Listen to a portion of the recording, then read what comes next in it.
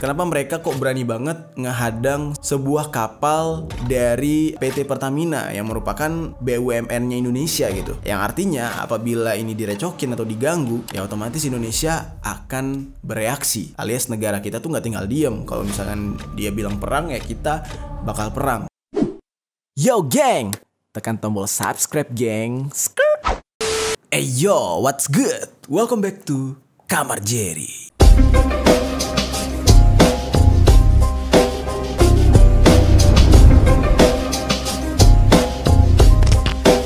Geng, Assalamualaikum warahmatullahi wabarakatuh. Kita balik lagi dengan pembahasan tentang konflik Rusia. Jujur dari awal banyak juga ternyata yang protes ke gua, katanya di Kamar Jerry jangan ngebahas soal politik dong, katanya gitu. Tapi sejujurnya pembahasan kita tentang Rusia dan Ukraina ini kita tidak mengarah kepada politiknya sih, tapi lebih kepada hal-hal yang menurut gua tuh unik untuk dibahas, untuk diangkat sampai ke hal-hal yang konyol gitu ya. Dan jujur untuk permasalahan politiknya sih kita nggak ikut campur terlalu jauh, hanya saja kita menyajikan apa yang ada di media juga gitu ya. Jadi gue tuh nggak terlalu ngulik lah soal politik yang ada di Rusia dan Ukraina. Nah, hari ini kita akan membahas salah satu dampak atau akibat daripada konflik Rusia Ukraina ini kepada Indonesia. Kita akan membahas sebuah tragedi di mana kapal tanker milik Pertamina yang dikabarkan dicegat oleh pihak Greenpeace di Denmark, yang dimana dicurigai kapal ini itu baru saja pulang dari Rusia untuk membeli minyak bumi. Nah, langsung aja kita bahas di sisi lain.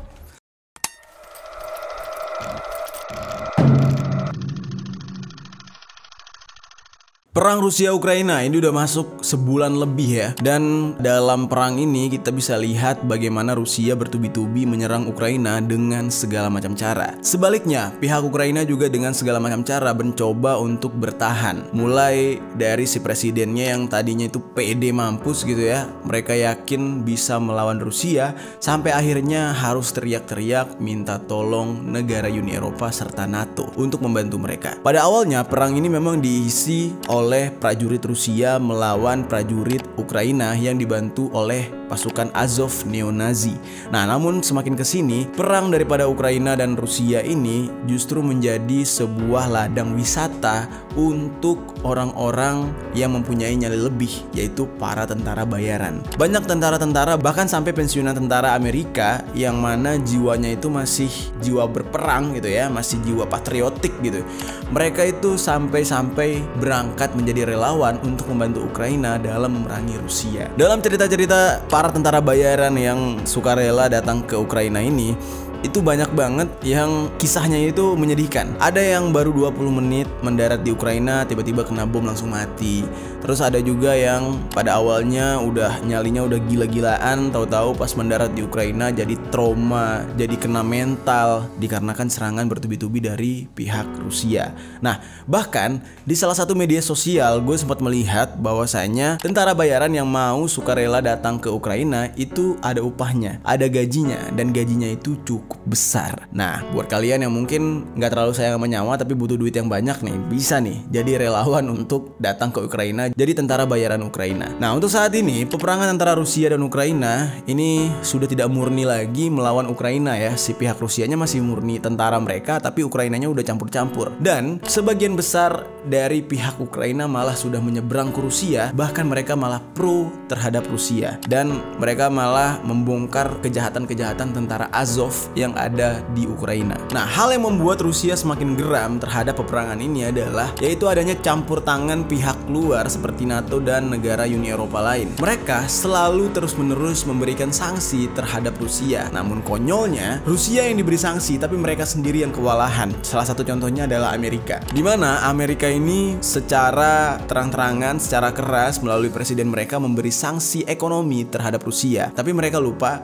mereka ini mengkonsumsi gas atau minyak bumi itu dari pihak Rusia. Jadi mereka tuh membeli hasil bumi dari Rusia, tapi sosok mau ngasih sanksi. Ini ibaratkan apa ya? Kayak lo seorang pembeli, terus lu ngerecokin pedagang beras. Lu bilang ke pedagang berasnya, gua nggak akan beli beras lu. Ya pedagang berasnya, ya udah, gue bisa jual ke orang lain. Nah sementara lu nggak beli beras gua, emang bisa makan? Belum tentu lu bisa beli beras di tempat lain, karena tempat lain tersebut belum tentu mau jual itu ke lu juga. Nah di Amerika sampai negara Jerman dan beberapa negara lain itu udah mulai demo sekarang masyarakat ya, dikarenakan harga minyak dan gas mereka itu semakin tinggi. Kerennya Rusia tuh gitu, tantang balik.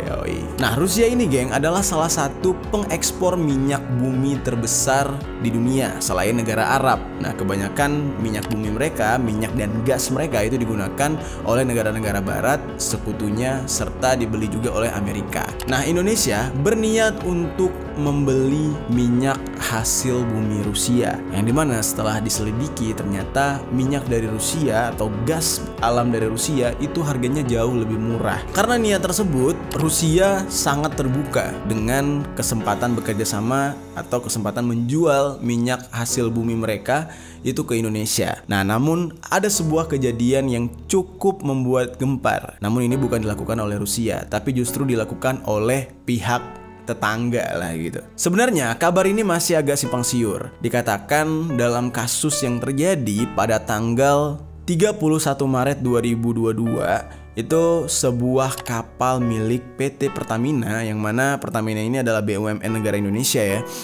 Mereka membawa muatan minyak bumi, minyak dan gas hasil membeli dari Rusia di atas kapal tersebut. Tiba-tiba mereka dihadang oleh pihak aktivis Greenpeace yang berada di Denmark. Jadi mereka ini dihadang ketika dalam perjalanan pulang dari Rusia menuju Indonesia. Berita simpang siurnya itu adalah, ini masih banyak yang belum tahu, benarkah kapal Pertamina ini membawa minyak atau membawa muatan minyak dari Rusia, atau mereka hanya sekedar lewat di saat itu. Nah ini masih menjadi pertanyaan dan informasi yang masih simpang siur. Namun kejadian dihadangnya atau dicegatnya kapal milik PT Pertamina ini benar-benar terjadi, dan itu benar-benar dilakukan oleh kelompok aktivis Greenpeace yang ada di Denmark. Sebelumnya gue pengen kenalin dulu ke kalian ya, apa itu Greenpeace? Kenapa mereka kok berani banget ngehadang sebuah kapal dari PT Pertamina yang merupakan BUMN-nya Indonesia gitu. Yang artinya apabila ini direcokin atau diganggu, ya otomatis Indonesia akan bereaksi. Alias negara kita tuh nggak tinggal diem. Kalau misalkan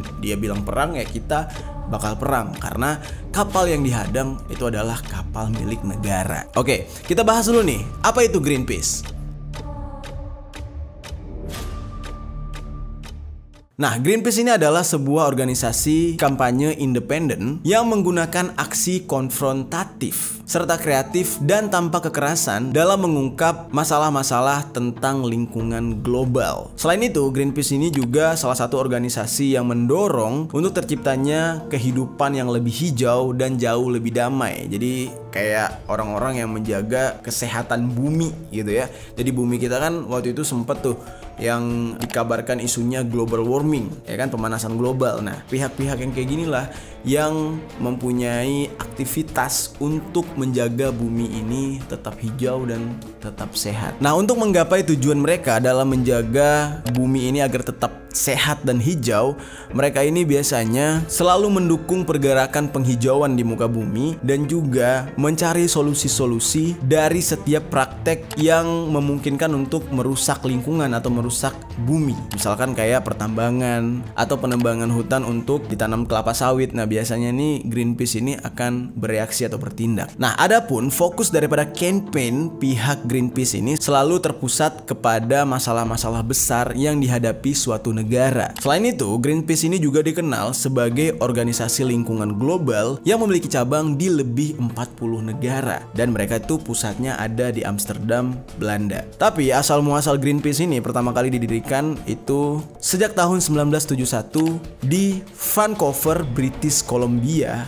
Kanada. Jadi pada awalnya itu adanya di Kanada sebelum akhirnya dipindahkan pusatnya di Belanda. Latar belakang terbentuknya Greenpeace ini pada awalnya adalah di saat pemerintah Amerika ingin menguji coba nuklir di daerah Amchitka, Alaska. Melihat kondisi tersebut, karena mereka tidak ingin pengujian nuklir ini merusak lingkungan, merusak bumi gitu ya, akhirnya mereka mengirimkan sebuah kapal tua ke daerah Alaska tersebut, yang mana nama kapal ini adalah Phyllis Cormel Ermac, yang dimana di saat itu nama kapal tersebut dirubah menjadi kapal Greenpeace. Di dalam perjalanan kapal tersebut menuju ke tempat uji coba nuklir mendapatkan perhatian lebih dari masyarakat dunia di saat itu. Karena memang apa yang mereka lakukan ini cukup beresiko. Mereka menuju ke tempat pengujian nuklir yang mana ini bisa membahayakan mereka sendiri. Suara penolakan terhadap uji coba nuklir itu terus-menerus digaungkan atau semakin ramai yang mendukung pihak Greenpeace. Sampai akhirnya pihak negara Amerika Serikat mendengar aspirasi tersebut atau mendengar suara penolakan tersebut. Nah, akhirnya Greenpeace dianggap sangat berjasa dalam menjaga lingkungan karena mereka berhasil menggagalkan uji coba nuklir yang tadinya akan diselenggarakan oleh pihak Amerika Serikat.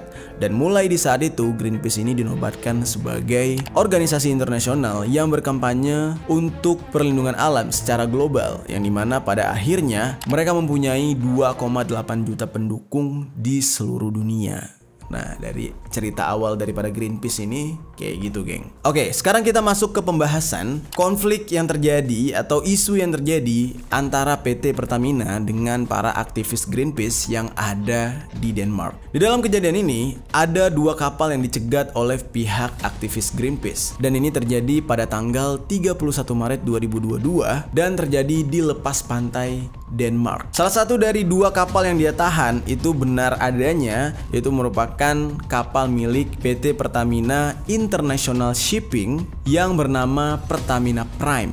Pertamina Prime ini merupakan kapal kedua yang dimiliki oleh PT Pertamina International Shipping, yang dimana kapal ini tuh dibangun pada tahun 2019.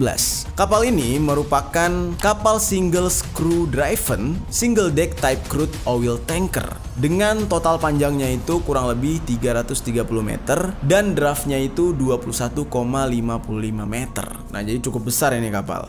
Oke, nah kronologi kejadiannya itu pada awalnya nih geng, bermula saat kapal tanker Siot telah tiba di Rusia dengan membawa 100.000 ton minyak mentah pegunungan Ural. Dan di saat itu kapal ini berusaha untuk mentransfer minyak tersebut ke kapal milik PT Pertamina International Shipper atau Pertamina Prime, yang dimana ukuran Pertamina Prime ini jauh lebih besar daripada kapal tanker tersebut. Nah, kedua kapal tanker ini dijadwalkan bertemu dan melakukan transfer minyak milik Rusia tersebut di perairan Es Frederikshavn, atau dengan kata lain ini adalah sebuah perairan yang ada di lepas pantai Denmark. Di saat ingin mentransfer minyak tersebutlah akhirnya tiba-tiba saja ada 11 orang aktivis yang mengaku mereka itu berasal dari Greenpeace mencegat dan menghadang kapal Pertamina Prime ini, geng. Nah, dalam aksinya orang-orang dari Greenpeace ini menggunakan sebuah perahu kecil atau dengan sebutannya tuh kayak. Nah, mereka tuh mengayuh kayak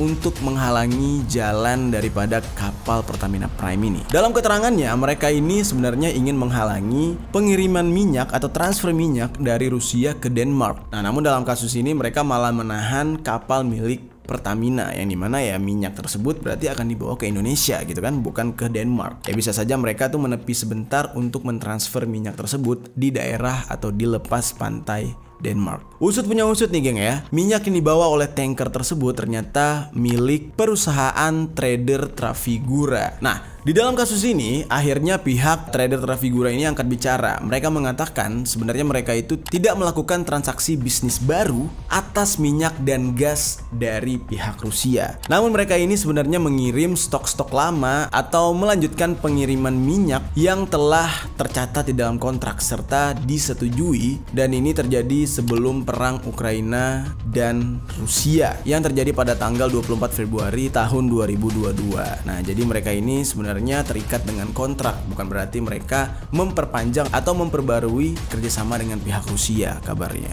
Dalam pemberhentian atau pencegatan kapal milik Pertamina Prime ini, para aktivis Greenpeace ini geng membawa sebuah spanduk yang bertuliskan berhenti mengobarkan perang. Jadi itu kayak sebuah spanduk protes terhadap Rusia kayaknya. Lalu setelah itu mereka juga mencoret-coret lambung kapal Pertamina Prime dengan tulisan perang bahan bakar minyak. Jadi ini benar-benar kelakuannya vandalisme yang apa ya, kalau kata gue mah kayak bocah gitu. Pencekatan daripada pihak Greenpeace ini sebenarnya ini adalah salah satu dampak di mana mereka itu ingin melarang negara-negara untuk mengimpor minyak dari Rusia. Nah sebenarnya ini aneh sih. Maksudnya kalau lu nggak mau ada negara yang mengimpor minyak dari Rusia, terus solusinya apa gitu kan? Dan juga mereka ini seorang aktivis yang dimana ya mereka tuh mencegat doang. Terus kita gini yang harga minyak gorengnya naik lah, ntar tiba-tiba minyak dan gas kita mahal. Emang mereka pikirin gitu.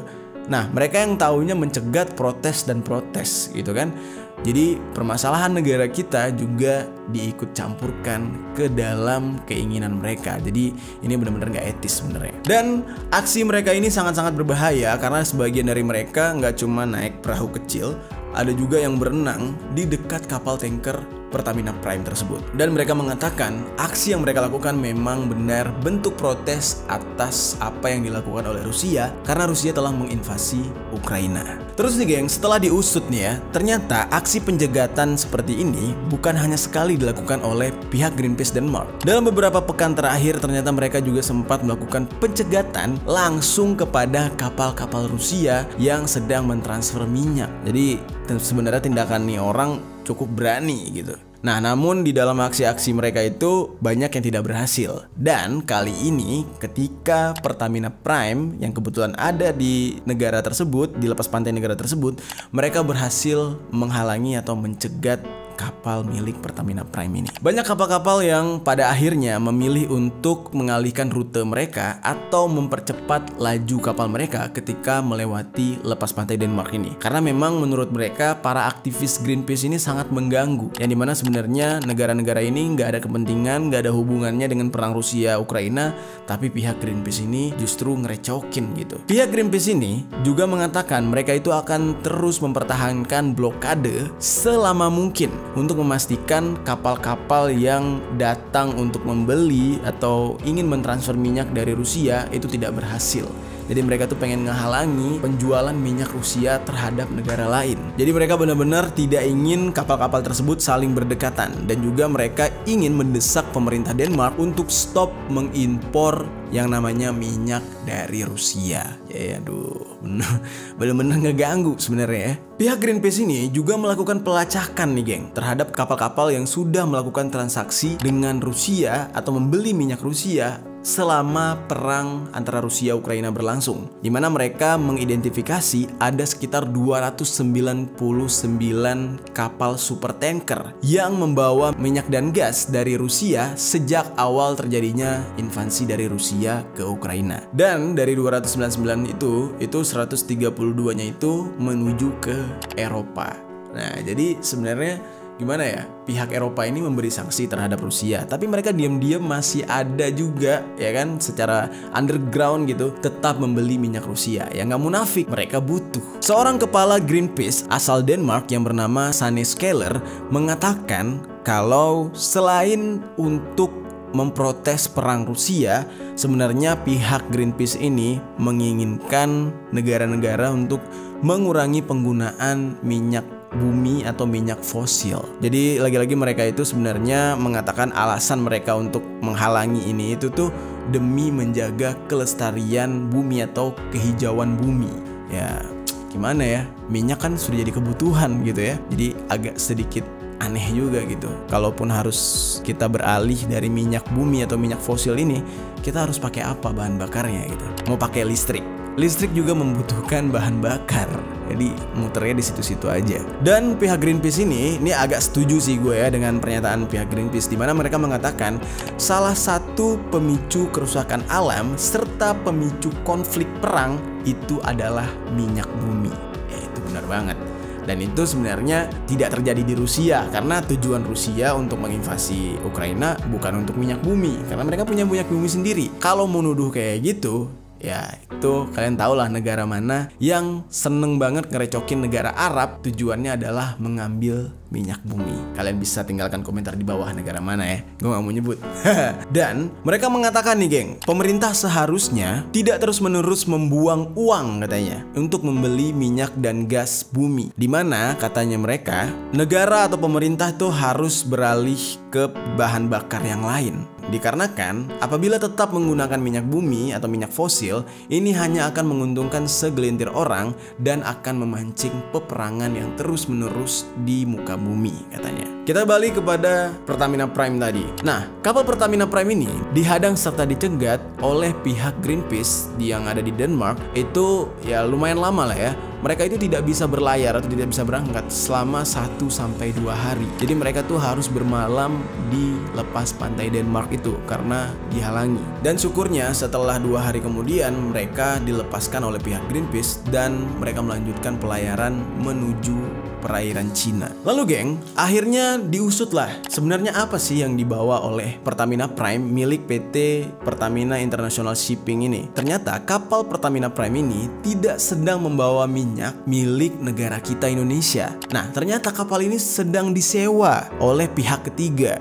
Dan kapal ini disewa untuk melakukan transfer muatan antar kapal atau dengan sebutan lain ship to ship transfer. Dan setelah diketahui ternyata Pertamina Prime ini hanya mengumpulkan minyak mentah dari beberapa tanker. Dan mereka juga sebenarnya tidak berlayar dari Rusia, tapi justru mereka ini berlayar dari lepas pantai Denmark tersebut. Jadi titik awal mereka berangkat tuh dari Denmark menuju ke Cina. Jadi pihak Greenpeace ini suuzon gitu ya, salah sangka terhadap kapal Pertamina Prime ini. Jadi mereka dituduh kalau Pertamina Prime sedang membeli minyak dari Rusia untuk kepentingan Indonesia. Namun ada hal yang sedikit konyol nih geng ya. Banyak negara-negara yang sudah memboikot serta memberikan sanksi kepada Rusia. Namun pada kenyataannya itu hanya sebuah propaganda media. Karena beberapa negara yang katanya melarang kedatangan kapal batu bara, kapal minyak, serta kapal gas dari Rusia, namun nyatanya Rusia masih sering mengirimkan, bahkan sampai saat sekarang ini ya, mereka masih mengirimkan hasil alam mereka, minyak, gas, dan batu bara itu ke beberapa negara yang masih terdaftar. Jadi benar-benar sanksi yang diberikan oleh Eropa atau pihak negara barat itu tidak terlalu berlaku atau tidak terlalu berpengaruh terhadap ekonomi Rusia. Nah, berarti sejauh ini negara-negara Uni Eropa itu belum mencapai kesepakatan yang bulat gitu ya untuk larangan impor minyak dari Rusia. Ya mereka masih ketar-ketir lah. Karena kenapa? Rusia ini adalah salah satu pengekspor minyak bumi terbesar ke Uni Eropa. Jadi bayangin aja nih, kalau negara kita lah misalnya gitu ya, tidak mendapatkan pasokan listrik misalnya. Emang lu mau balik ke zaman batu, kagak punya listrik, kagak punya internet? Dan itu yang akan terjadi kepada negara-negara Uni Eropa apabila mereka benar-benar serius dalam memboikot Rusia. Ya Rusia nggak bakal jual minyak ke mereka. Dan untuk saat ini, pinternya Presiden Putin, dia malah mengharuskan setiap negara yang membeli minyak ke Rusia itu harus pakai mata uang mereka, yaitu rubel. Nah, dengan begitu mata uang Rusia itu beranjak naik. Padahal mereka lagi konflik sekarang, tapi dengan kepintaran Presiden Putin itu mata uang Rusia hampir ngejar dolar. Gokil ya tuh. Jadi yang goblok sekarang siapa? Kalian bayangkan nih geng ya, negara-negara Uni Eropa itu harus membayarkan atau harus menyetor uang kepada Rusia dalam satu hari itu sebesar 4 triliun. Satu hari nih, setiap hari mereka harus ngasih 4 triliun untuk membeli bahan bakar fosil tersebut. Dan sementara itu ya, negara terbesar pemasok atau pembeli minyak dan gas dari Rusia adalah negara Jerman. Kalian bisa lihat di berita-berita bagaimana sekarang ketar-ketirnya Jerman karena mereka berurusan dengan Rusia, yang hasilnya ya mereka kerepotan sendiri gitu geng. Dan pihak Rusia itu berencana untuk menstop aliran pipa gas ke Eropa. Nah, hal ini membuat beberapa negara di Uni Eropa merasa khawatir. Aduh, mereka yang cari ribut, mereka sendiri yang ketar-ketir. Makanya jangan terlalu ikut-ikutan dengan apa yang dilakukan oleh Amerika gitu ya. Dan ini sebenarnya benar-benar imbang gitu. Karena negara-negara Uni Eropa ini seperti yang kita ketahui, itu telah memberikan sebuah sanksi finansial terhadap Rusia. Yang dimana kalau misalkan kalian lihat bule-bule yang ada di Bali saat ini, mereka itu sekarang terlantar dan miskin. Karena kenapa? ATM yang mereka punya itu tidak bisa digunakan dikarenakan SWIFT-nya itu diblokir oleh negara-negara Uni Eropa. Jadi orang-orang pemegang paspor Rusia atau orang-orang warga negara Rusia sekarang banyak banget terlantar di Bali. Nah, itu mungkin kesempatan buat lo tuh yang mau PDKT sama orang Rusia, lo deketin dah tuh. Bayarin warteg aja tuh udah syukur tuh orang Rusia ya, karena mereka tidak punya uang untuk saat ini, tidak bisa dipakai debit card mereka. Nah, sebaliknya dikarenakan hal tersebut, makanya Presiden Putin berwacana untuk menstop penjualan minyak dan gas mereka ke negara-negara yang memberi sanksi terhadap mereka. Dan pinternya Putin, ya kan, demi melancarkan atau demi finansial mereka dilepas lagi, ya mau nggak mau dia mengharuskan semua negara membeli dengan uangnya dia, dengan uang rubel, ya uang mata uang Rusia. Itu kan sebuah taktik yang pintar tuh, geng. Dimana mata uang Rusia tadinya itu udah diblokir di beberapa negara sehingga orang-orang tidak bisa memakai uang rubel gitu ya. Tapi dari Putin mengharuskan lo mau beli minyak pakai rubel, ya mau nggak mau dilepas lagi gitu kan, dilepas lagi pemblokirannya. Nah itu adalah sebuah langkah yang smart banget. Terus ada sebuah isu baru juga nih geng ya, dari pihak Rusia, dimana Indonesia sekarang tuh sedang berada di ambang keraguan, dimana saat KTT G20 atau KTT G20 ini banyak sekali negara-negara yang ikut-ikutan Amerika untuk memboikot Rusia, dimana Presiden Amerika Joe Biden mengatakan jangan sampai mengundang Vladimir Putin dalam KTT G20 yang akan diadakan di Bali nanti. Karena apabila Rusia atau Vladimir Putin tetap diundang, maka dia meminta Ukraina juga ikut dalam pertemuan tersebut. Nah, ini kan nggak masuk akal dan terlalu mengada-ngada atau terlalu memaksakan. Masalahnya Ukraina bukan bagian dari KTT G20 tersebut. Dan banyak juga negara-negara yang mendesak Indonesia untuk tidak mengundang Putin sebagai protes terhadap invasi Rusia ke Ukraina. Dan posisi Indonesia di sini tuh agak bingung. Kalau negara kita tetap mengundang Presiden Putin, maka banyak negara yang tidak akan hadir dalam KTT G20 dan ini beresiko mempermalukan negara kita.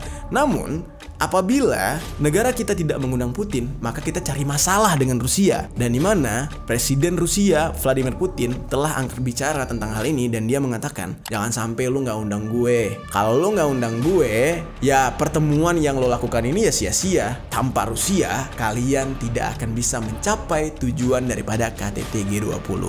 Badass banget gak sih? Jadi ini presiden paling keren, ya kan?